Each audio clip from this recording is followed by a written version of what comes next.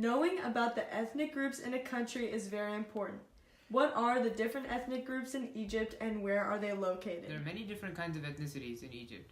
However, the main groups are the Egyptians, the Berbers, the Nubians, and the Coptic Christians. As you can see on the pie chart in the infographic, approximately 99.6% of the population is Egyptian, while the other groups combined only make up 0.4%. This shows that Egypt is dominated by one ethnicity. The diaspora of these different groups is shown on the map.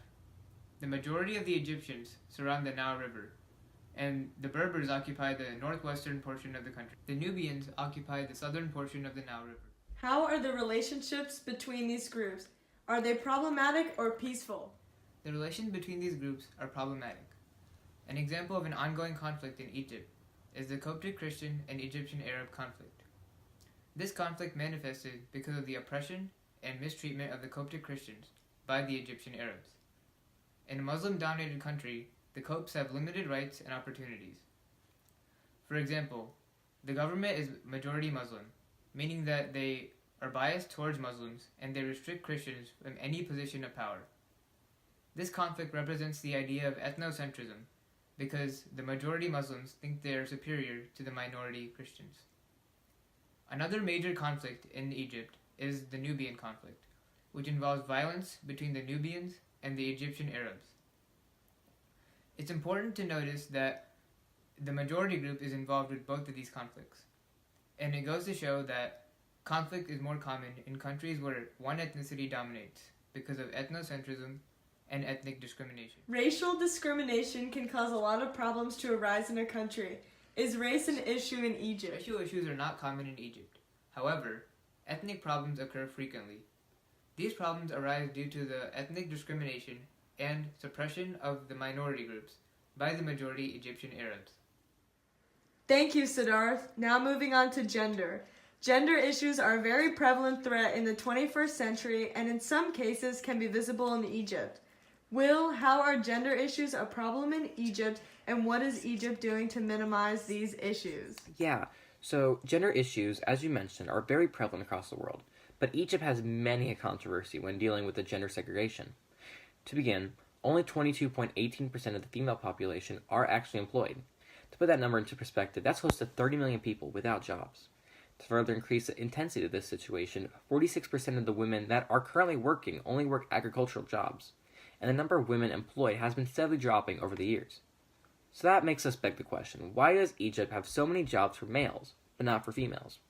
Especially if the neighboring countries such as Libya, Sudan, and Israel had the ratios nearly even, give or take 10%. To start, there is a very high number of people who follow the religion of Islam, as you will later learn in this panel. And according to the Mufti, or a religious jurist with authoritative legal power, the concept of gender equality is against Islam's teaching.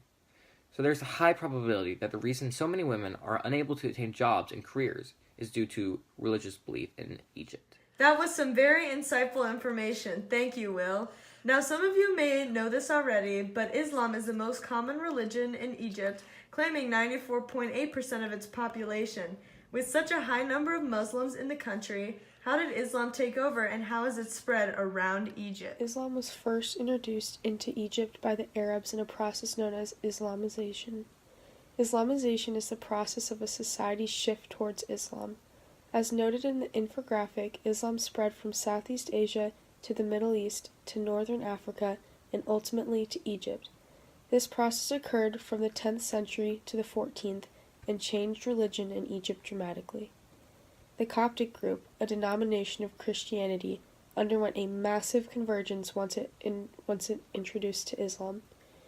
Egypt went from being primarily Christian to being almost 95% Muslim as seen in the pie chart. Islam began to spread due to religious diffusion, and once the Islam gained control of power in the country, there was no stopping the spread of it throughout the country. During the process of Islamization, Egypt acculturated, meaning it adopted the culture traits of another culture, in this case, into an Arab identity, when the Greek and Coptic languages were replaced with Arabic as a sole vernacular language. Another change was in the founding of the Al-Azhar University in Cairo in 975 AD. The university is the oldest degree-earning university in Egypt today. Islam has not only taken over the government and religion, but has also taken over education as well. Well said, Susie. Lastly, we welcome pop and folk culture with Maria. With Standard Arabic as the official language, how does that affect the population? In addition, what are the major folk groups in Egypt and how are they affected by globalization? As displayed on the infographic, modern Standard Arabic is Egypt's official language. However, Egyptian Arabic is the most widely spoken with 68% of the population. It is used on newspapers, plays, novels, and various other media forums. Egyptian Arabic originated in Cairo during the Muslim conquest. The Muslims' Arabic blended with other forms to create the unique Egyptian Arabic. Moving on to your second question, the first major folk group that we're going to talk about is the Copts.